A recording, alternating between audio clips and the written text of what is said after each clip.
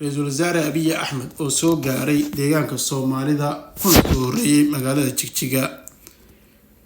halkaas ay ku soo dhaweeyeen madax badan oo ka mid yahay madaxweynaha deegaanka Soomaalida Mustafa Maxamed Umar wafdiga ra'iisul wasaaraha ee heer federaal oo loo gudbiyay magaalada Jigjiga ayaa waxay xariga ka jareen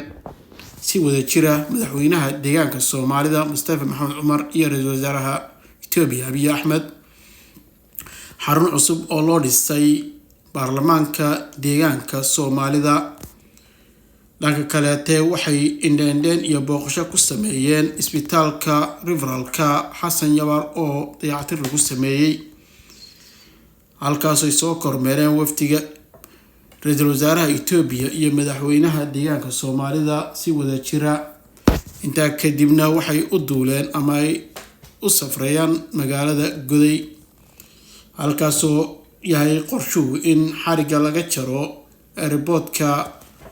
magaalada Goday ee Miradlayli kaasoo si casriyaysan loo dhisay laguna kordhiyay aga badan oo standard lana jaan qaadi kara garoomada caalamiga ah aadna loo qurxiyay baryahanba waxaa deegaanka Soomaaliya ka socda horumar kala duwan ay hogaaminayo madaxweynaha Mustafa Maxamed Umar ee dowladda deegaanka Soomaalida mashaariicaas oo si dardar ku socda ayaa horumar iyo barwaaqo u horseeday deegaanka Soomaalida dhanka kale baryahan waxa ku soo badanaya deegaanka Soomaalida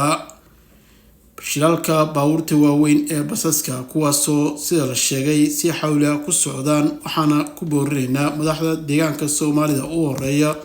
Mustafa Maxamed Umar iyo hogaaminta deegaanka Soomaalida sida booliiska trafficada intaba inay ilgooniga ku eegaan